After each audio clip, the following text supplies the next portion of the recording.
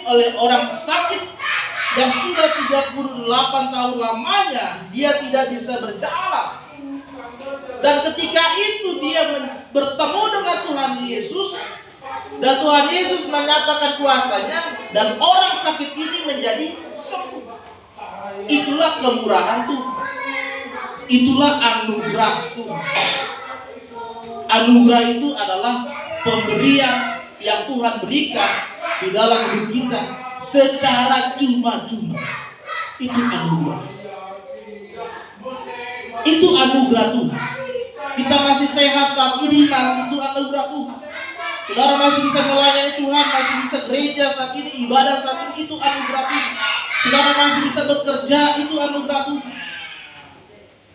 Itu anugerah Tuhan, diberikan oleh Tuhan secara cuma-cuma kepada kita. Itu anugerah. Dan orang sakit ini menerima kemurahan anugerah Tuhan. 38 tahun lamanya dia sudah sakit. Kalau 38 tahun mungkin sudah bosan kali dia. 38 tahun saudara sakit. Jadi dia hanya menunggu di depan, di pinggir kolam Bethesda, sementara dia tidak bisa berjalan. Karena ketika air di kolam itu berhenti, maka mereka tidak bisa sembuh. Harus digoyangkan oleh malaikat Tuhan. Mereka masuk dan mereka sembuh. Ketika air kolam itu berhenti, maka itu akan seperti air kolam seperti biasa. Hari ini kita melihat saudara kebenaran firman Tuhan, bagaimana supaya hidup kita bisa menikmati kemurahan Tuhan. Yang pertama, supaya kita bisa menikmati anugerah kemurahan Tuhan di dalam hidup kita, yang pertama adalah kita jangan pernah fokus kepada masalah. Jangan pernah kita fokus kepada masalah. Ketika orang sakit ini berjumpa dengan Tuhan Yesus, dan ketika itu Tuhan Yesus bertanya kepada dia, maukah engkau sembuh? Jawab orang sakit itu, Tuhan, tidak ada orang yang menurunkan aku ke dalam kolam ini ketika air kolam ini bergoncang. Orang sakit ini berfokus kepada masalahnya. Masalahnya itu apa? Yaitu sakit yang sudah dialami oleh dia selama 38 tahun. Dia fokus sama masalah, dia fokus sama sakit, dia fokus sama sakit. Pokoknya saya bisa sembuh hanya kalau saya bisa masuk ke kolam yang sudah digoncangkan oleh malaikat. Makanya ketika Yesus bertanya kepada dia, maukah engkau sembuh? Responnya adalah, Tuhan, tidak ada yang bawa saya masuk ke kolam ini. Artinya saudara, orang sakit ini dia mengeluh, dia kesal. Tidak ada orang yang mau membantu, sedangkan orang berlomba-lomba masuk ke kolam itu kan, supaya mereka bisa sembuh. Dia fokus kepada masalah yang dia alami, sehingga dia tidak sadar dia berjumpa dengan Tuhan Yesus yang sewaktu-waktu bisa menyembuhkan dia dalam seketika. Karena dia fokus kepada masalah yang dia alami. Saudara terkasih dalam nama Tuhan, ada banyak orang sekarang fokus kepada masalah yang dia hadapi. Selalu masalah yang dihadapi, penderitaan yang dihadapi selalu menjadi beban pikiran dalam hidup dia, di dalam keluarganya. Sehingga masalah yang kita hadapi menjadi pikiran kita, dan lama-lama tidak ada sukacita di tengah-tengah keluarga. Suami istri bertengkar, orang tua dan anak, orang tua memarahi anak karena banyaknya masalah.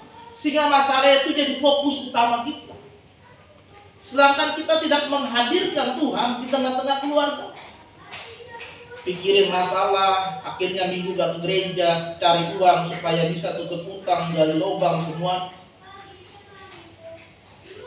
Pikirin masalah, akhirnya gak pernah lagi berdoa sama keluarga, gak pernah lagi baca Alkitab. Pokoknya bagaimana supaya masalah saya selesai. Bahkan ada banyak orang yang mengalami ketakutan karena masalah yang dia hadapi. Sehingga kepercayaan dia kepada Tuhan itu lama-lama menjadi hilang. Karena dia nggak tahu. Yang dia andalkan cuma saudara, tetangganya yang punya uang, kalau enggak kenalannya yang punya uang. Kadang-kadang kalau Pak Gembala, Bu Gembala lagi ada uang, ya bisa bantu. Hanya itu yang dia andalkan. Tapi dia tidak percaya kalau Tuhan sanggup menolong itu. Sehingga dia melihat masalah itu menjadi sesuatu yang sangat besar yang terjadi di dalam kehidupannya. Masalah ekonomi, masalah keluarga, masalah suami dengan istri, masalah pekerjaan menjadi sesuatu yang besar, menjadi bola panas yang besar di dalam hidup kita. Sehingga kita mulai menggunakan pemikiran kita sendiri. Kita mulai menggunakan cara kita sendiri untuk memecahkan masalah. Kita mulai pinjam sana, pinjam sini. Kita mulai utang sana, utang sini. Kita mulai tanya sana, tanya sini. Bisa bantu nggak? Bisa bantu. Untuk kita mulai coba cara ini, coba cara lain, coba cara lain. Sehingga kita menggunakan kekuatan kita sendiri, cara kita sendiri, dan pikiran kita sendiri. Padahal kita punya Tuhan yang besar. Padahal kita punya Tuhan yang hebat, yang bisa melakukan yang lebih besar daripada apa yang kita pikirkan. Tapi karena kita berfokus kepada masalah kita, lama-lama Tuhan kita itu lama-lama menjadi kecil. Dan lama-lama iman kita itu semakin berkurang. Apa iya ya Tuhan bisa sembuhkan penyakit saya? Apa iya ya Tuhan bisa memenuhi kebutuhan saya? Apa iya ya Tuhan bisa mencukupkan keluarga saya? Apa iya anak saya bisa saya sekolahkan? Apa iya gaji yang kami kumpulkan setiap bulan ini bisa cukup beli makan di keperluan saya? Sehingga masalah kita membuat kita semakin meragukan Tuhan. Lama-lama kita semakin bersungut-sungut kepada Tuhan. Saudara tahu bersungut-sungut? Yaitu mengeluh, menggerutu, atau berkeluh kesah. Itu bersungut-sungut. Bangsa Israel adalah bangsa yang sering sekali bersungut-sungut, padahal Tuhan sudah tolong mereka. Ketika mereka haus, mereka bersungut-sungut, Tuhan, kami haus. Ketika mereka membutuhkan makanan, Tuhan kasih mana ke mereka. Mereka bersungut-sungut, Tuhan, masa setiap hari kami makan mana, makan roti, kami mau makan daging. Tuhan kasih. Mereka bersungut-sungut karena nasib mereka buruk. Tuhan, kenapa kami berada di padang pasir dalam waktu yang lama? Kami gak bisa keluar dari padang pasir ini. Bersungut-sungut, mengeluh, menggerutu kepada Tuhan atas setiap masalah yang kita hadapi. Tapi kita tidak pernah bersyukur kepada Tuhan. Kita tidak pernah berterima kasih karena kita ada saat ini semua karena kemurahan Tuhan. Tapi karena masalah itu kita jadi lupa bersyukur.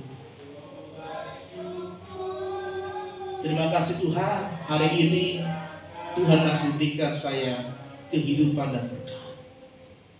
Tapi itu lupa karena kita selalu memikirkan masalah ini.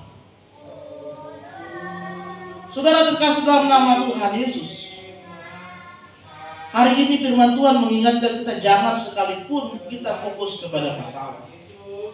Fokus kita itu hanya kepada Tuhan.